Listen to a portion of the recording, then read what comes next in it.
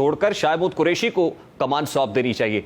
आप समझते हैं कि वो पाकिस्तान तहरीक इंसाफ जिसके लिए ब्रांड इमरान खान है, जिसकी वजह से पाकिस्तान तहरीक इंसाफ है, वो क़यादत छोड़ दें और शाहमूद कुरैशी पाकिस्तान तहरीक इंसाफ को रिप्रेजेंट करेंगे तो पार्टी बच सकती है? नहीं, देखिए, मेरी मोहब्बत है खान साहब से, और जब मैं देख रहा हूँ कि जब एक कुव्वतें सारी इकट्ठी हो गई एक तरफ, और खान साहब की अपनी जो तबीयत असूल पसंदी वाली है, जिसमें लचक नहीं वो दिखा रहे और लचक नहीं है तबीयत में, उसकी वजह से एक इंतशार हो रहा है। और फिर मिलिट्री के साथ जो उन्होंने क्लैश बना लिया, जिसमें मैं खान साहब की गलती समझता हूँ कि अदम एतमाद हुआ, वो तरीके इंसाफ अदम एतमाद कंट्रोल नहीं कर सकी, वो मिलिट्री के ऊपर डाल दिया, और उनको फिर पब्लिक के अंदर एक रिएक्शन मिलिट्री के खिलाफ पैदा हो गया। जो मैं तो पहले दिन से पार्टी में कहता था कि खान साहब क्यों, जब संभाल खुद नहीं सके तो मैं तो हो गया, बस बर्दाश्त करना चाहिए।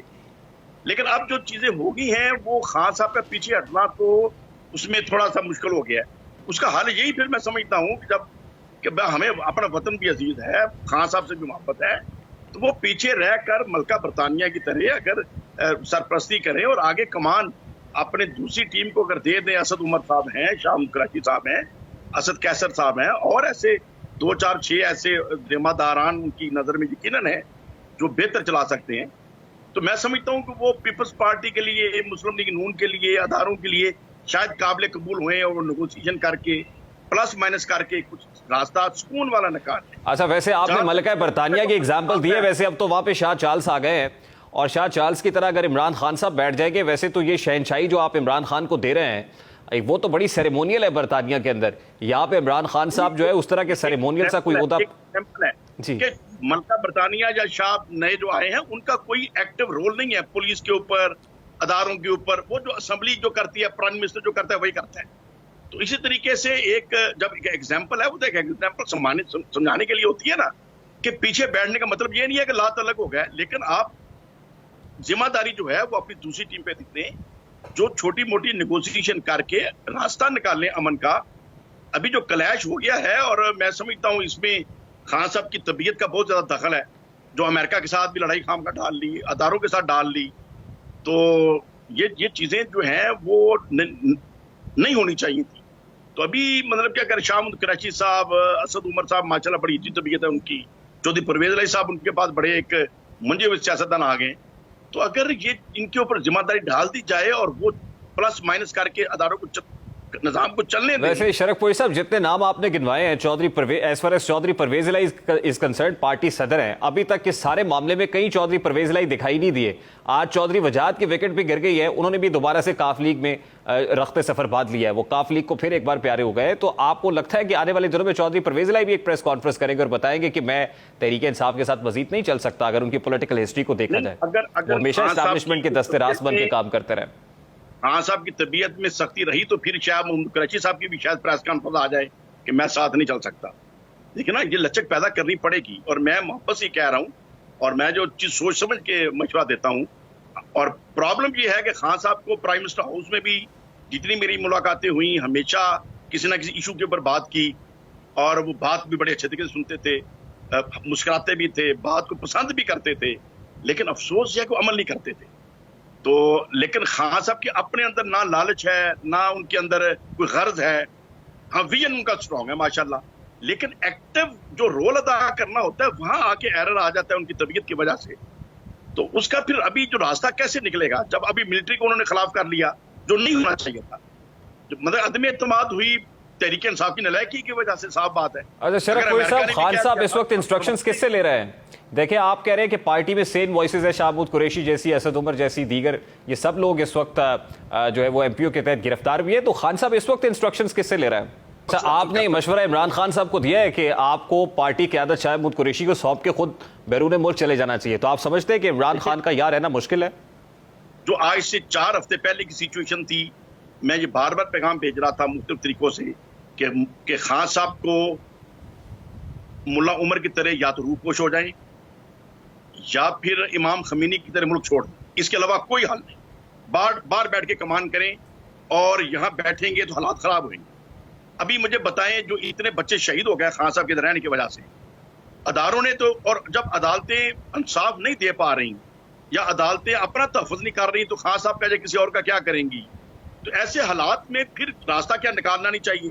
क्या मुल्क को हमने आग लगा देनी है? तो हमारा मुल्क है, अब जो जिन माओं के बच्चे शहीद हो गए उन बेचारों का क्या हाल हुआ? जिनके गिरफ्तार हो गए खामखा, उन बेचारों के घरों में जाके देखना क्या हो गया? तो फिर इसको अमन का रास्ता तो निकाल लेना। अगर खान साहब मेरे उस मशवरे पे मुल्क से बाहर चले तशरीफ ले जाते, ये कोई बुज़दिली वाली बात नहीं होती, हिकमत वाली बात होती है। आप आम कारकुनान की बात कर रहे हैं, उनके बूढ़े वालिदैन अपने बच्चों के लिए दुआ कर रहे हैं। यहाँ पे तो शीरी बजारी साहिबा की जो बेटी हैं ईमान हाजिर बजारी, उन्होंने कहा है कि इमरान खान को अपना और अपनी एहलिया की फिक्र है सिर्फ, और जो क़यादत पकड़ी हुई गिरफ्तार है वो कहती है मेरी वालदा का तो जिक्र तक नहीं किया। तो आप इससे इत्तेफाक करते हैं? दिन आए हैं, अगर वो मेरे आखिरी उस मशवरे पे अमल कर लिया होता, ये दिन ना देखना पड़ता। और आज भी मैं मशवरा दे रहा हूँ, मेरी हमेशा आदत है हजूर शेर रबानी रहमतुल्लाह अलैह के सदके, कोई प्रॉब्लम आए मैं दूसरी पढ़ के सोचता हूँ, 1 दिन 2 दिन 3 दिन, और जहां फोकस ज़हन का हो जाए मुझे इत्मीनान होता है कि इसके अलावा कोई हल नहीं। तो अभी इसके अलावा कोई हल नहीं है कि ये क़यादत छोड़ के इत्मीनान करें अपने साथियों के ऊपर और खुद पीछे बैठ के नमाज पढ़ें, रोजा रखें, दुरूशी पढ़ें। अगर जेल भी जाना पड़े तो सुकून से चले जाएं, कोई जेल में जाके मतलब प्रॉब्लम नहीं आती। हज़रत मुजद्दद अल-अफ़सानी भी जेल में रहे हैं, बड़े बड़े बुजुर्ग जेल में रहे हैं। अच्छा शरफ फौजी साहब, आपका पॉलिटिकल फ्यूचर क्या है? क्योंकि चिराग तो बुझते चले जा रहे हैं सिलसिलावार, आपका पॉलिटिकल फ्यूचर, आप पाकिस्तान तहरीक इंसाफ के साथ ही खड़े रहेंगे? देखें, अगर खान साहब का जो स्टाइल है वो यही रहा जिस स्टाइल से चला रहे हैं, और मैं तो अदारों के खिलाफ बात करना जो है सियासी तौर पे गुनाह कबीरा समझता हूँ। और मैं नवाज शरीफ साहब से मेरा इख्तलाफ कैसी फटा पड़ा था कि गलतियां आपकी अपनी आपने अदारों में डालनी शुरू कर दी, ठीक है ना? ये तो अभी वही काम इमरान खान साहब ने शुरू कर दिया। तो मैं तो इस चीज को, अगर मैं तो ये समझता हूँ कि अगर हमारी जो फौज है, हमारी जो अदलिया है, उनके अंदर गलती भी हो, उनकी गलती को चौक चौराहे में डिस्कस नहीं करना चाहिए, सुकून से बैठ के इस्लाह की कोशिश करें। देखिए यहाँ पे तो बात चौक चौराहे से, मुल्क से, पूरी बैनुल अक़वामी सतह के ऊपर जिस तरह से इस तरह इदारों को मिलाइन किया है, ये सबके सामने। अब मुझे बताएं, आपने कहा है कि इमरान खान साहब बातें सुनते करते अपनी और कह देते हैं कि इसके ऊपर एक्शन करेंगे, लेकिन वो बेअमल हैं।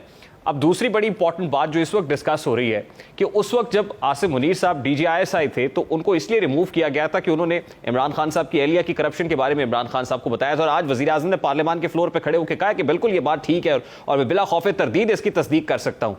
तो यही वजह थी, मतलब इमरान खान साहब के यहाँ जो करप्शन वाला एलिमेंट है या उनके घर के अंदर ये जो मामला है, आप इससे इत्तेफाक करते हैं? देखिए, नहीं, करप्शन के जो मामला हैं ये तो नाजायज हैं। ना तो इमरान खान साहब की अपनी तबीयत में कोई करप्शन है, ना उनकी एहलिया मोहतरमा में हो सकती है। हाँ, उनके इर्द गिर्द जानने वाले, जैसे मैं डिस्ट्रिक्ट नाज़म रहा हूँ, MNA रहा हूँ, अल्लाह का शुक्र है हजूर शेर रबानी रहमतुल्लाह अलैह के सदके दामन साफ रहा है।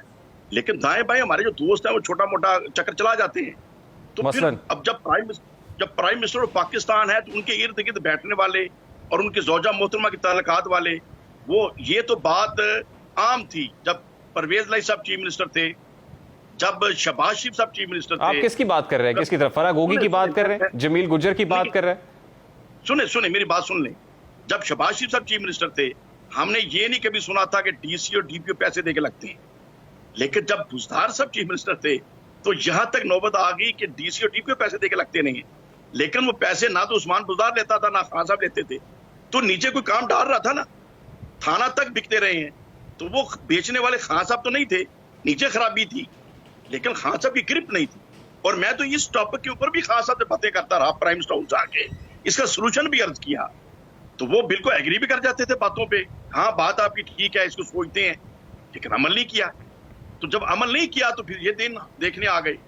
और फिर जब अदम एतमाद शुरू हुई, किसी बंदे को इन्होंने तरला नहीं किया कि यार तुम हमारे साथ रहो।